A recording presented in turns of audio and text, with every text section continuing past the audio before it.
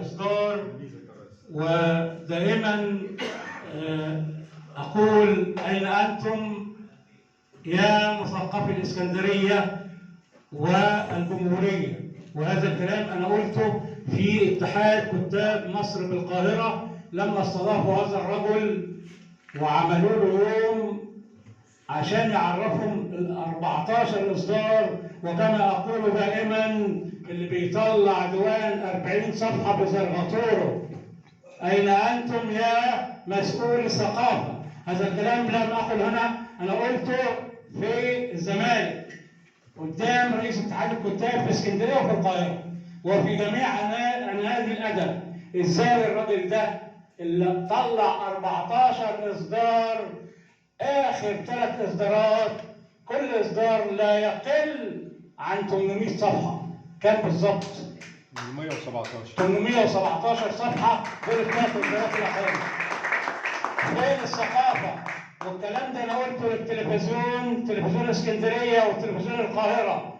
اين برامجكم الثقافيه؟ هذا الرجل ليس لاني احبه، اقسم بالله لو كان هو قتل ابني لقلت عنه نفس الكلام، لانه يستحق هذا. وعار علينا يا مثقفي اسكندريه، عار علينا يا مثقفي اسكندريه ان لم نحتفل بهذا الرجل. واسمحوا لي ان اقبله.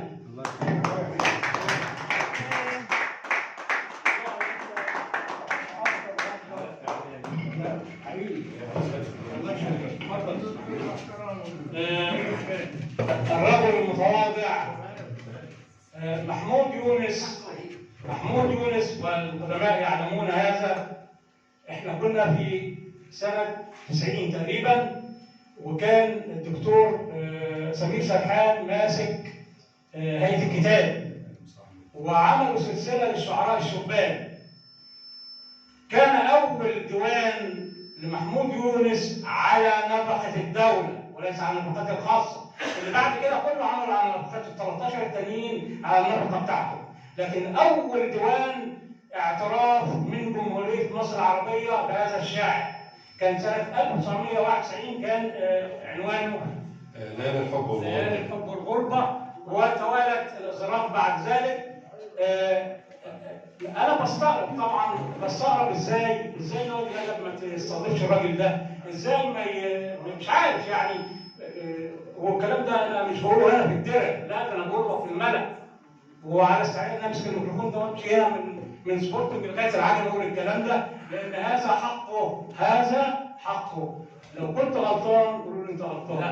عار علينا يا مثقفي الاسكندريه، عار علينا يا مثقفي الاسكندريه اللي بيعمل ديوان 40 صفحه بيزرغطوا له ويسقفوا له وياخدوه نقاد من اكبر نقاد يقعدوا يصطفوا حواليه 40 صفحة.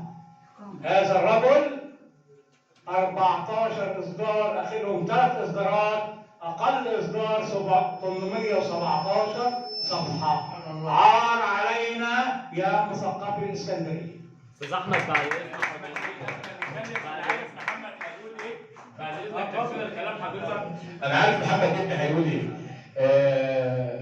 في حق أستاذ محمود يونس الباحث العربي الكبير، كنت من يومين او من 3 محمد واحنا راكبين العربيه وبقول الكلام ده لاخويا الاستاذ احمد الحمله، ان هو بيقول لغايه دلوقتي استاذ محمود ما خدش وضعه اللي المفروض. هو واخد طبعا وضعه على المستوى الادبي. احنا ما استاذ احمد بيتكلم على مستوى الدوله، تمام؟ احنا بنتكلم على مستوى الدوله.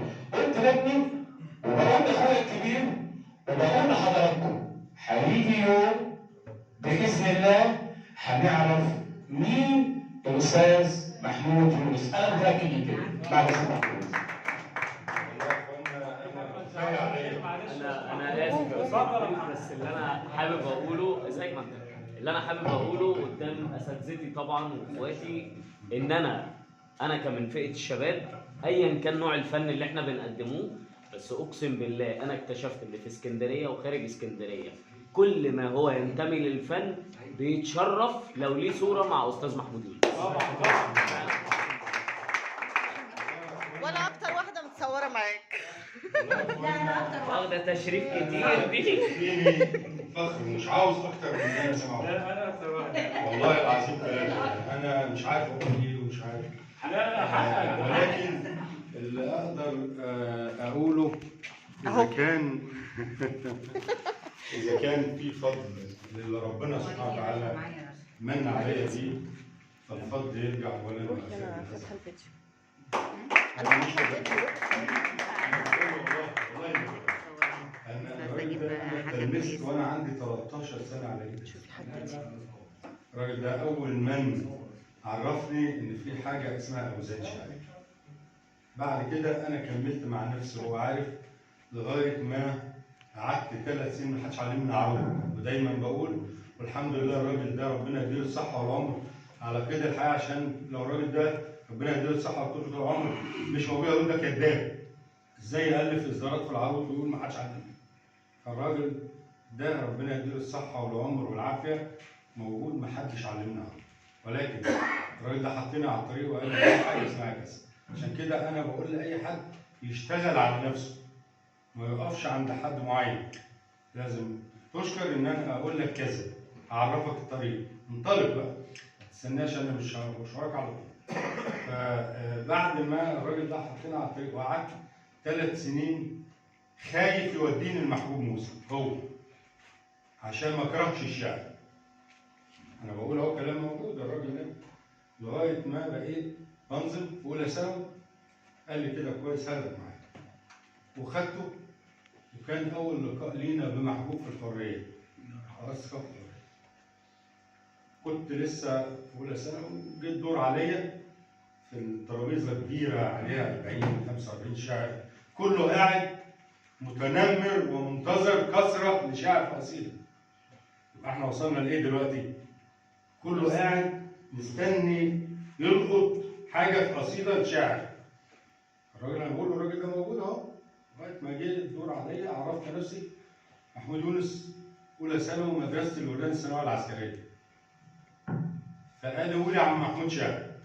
فقلت قصيده. استاذ محبوب شك فيا، ظن ان اللي انا قلته مش بتاعي او حد كاتبه لي. فقال لي عندك حاجه تانية تقولها؟ قلت له عندي حاجه. قلت قصيده تانيه. فبعد ما انا خلصت قلت له اقول لك ثالثه؟ قال لي لا لا لا لا ما تقوليش، انت تقول لي حكايتك ايه. فقلت له الوضع كذا كذا، وسمعت ان في واحد اسمه محبوب موسى بيهاجم الشعراء الشبان والحكايه والروايه. فانا بقى حسيت بنفسي بقى وان انا بقول شعر. فهرج ومرج وبتاع، وتلمينا تاني. من وقت دوت لغايه ما رحل رحمه الله عليه الاستاذ محمود موسى، واحنا اصدقاء، ومات هذا الرجل على ايدينا.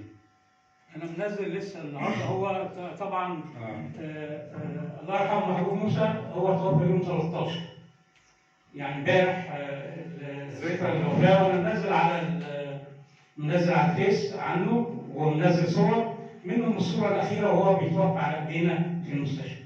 يعني ده على الفيس موجود عليه. وقبل ما يرحل كنا معاه في المستشفى، وكنا على وعد ان يطلع، وانا بقول كلام بوثقه بالراجل دوت، ان يقوم بسلامه الله. هنعمل دورات عروض، وانا هقعد سكرتير اكتب له اسامي الناس اللي جايه، ونمسح له السبوره وبتاع، امتنانا لهذا العالم الجليل وحبا فيه. فرحل الاستاذ محبوب. لما رحل الاستاذ محبوب الدنيا مش بتقفش على حد. الرسول عليه السلام مات، الدنيا مشيت والدنيا موجودين والاسلام موجود. فكان لازم ننطلق ونكمل ورا الاستاذ محبوب الرساله بتاعته.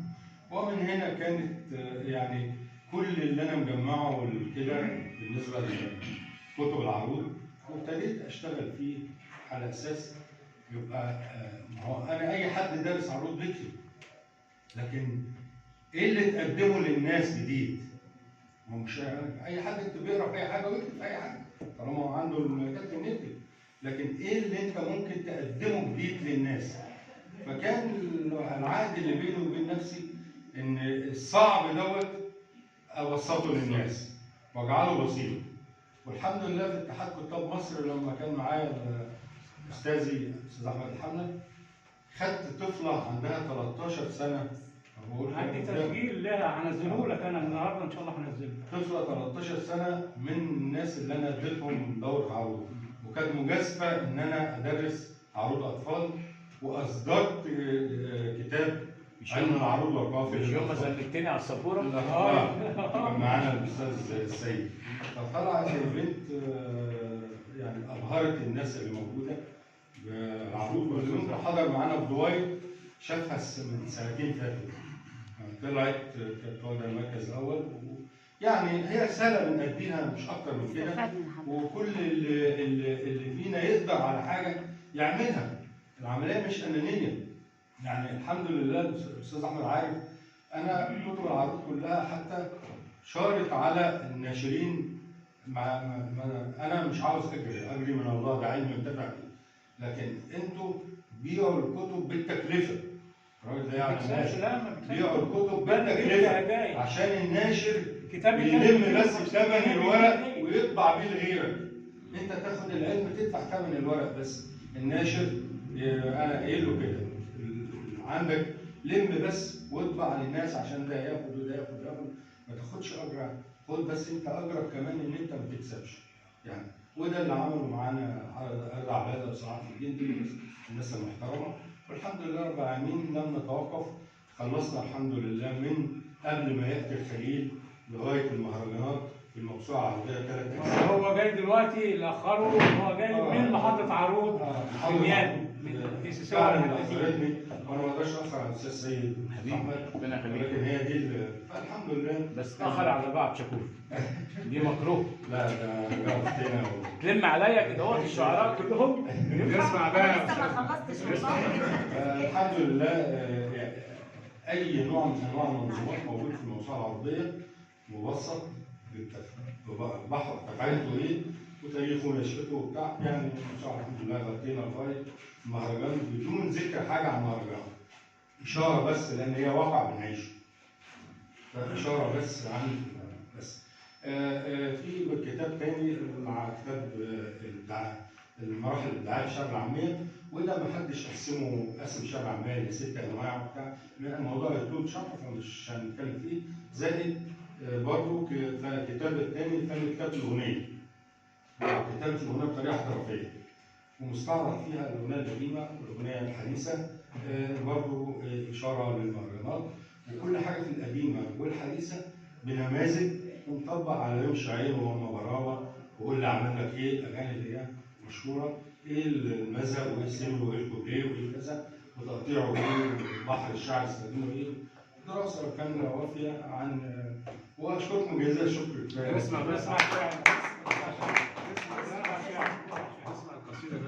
يعني بمناسبه عيد الحب انا ما بحفظش، والاستاذ عارف الاستاذ احمد والرجال، بس ساعات في المد بوصل لي كده، ساعات في الجزر بتراجع، وبين المد والجزر الهواء يطرح على ايدي، مطوحني على ايدك، يحسسني ان انا ايدك، يوريني جمال ايدك وتجديدك ومارس لعبتي معاكي، الاقي الشوق يجمعنا ويزعق صوته في العقل لما يسمعنا، الاقي الظل متشكل على ارضك، دوائر مستحيل نقدر نجمعها وتجمعنا، لكني ما دام انا عارف زوابع قلبك العادي هطاطي وهاخد 20 في فاضي، دروعي لابد افردها في طياتي واعدي سكاني من ذاتي وهادي، محدش في المدى غيرك هيسمعني.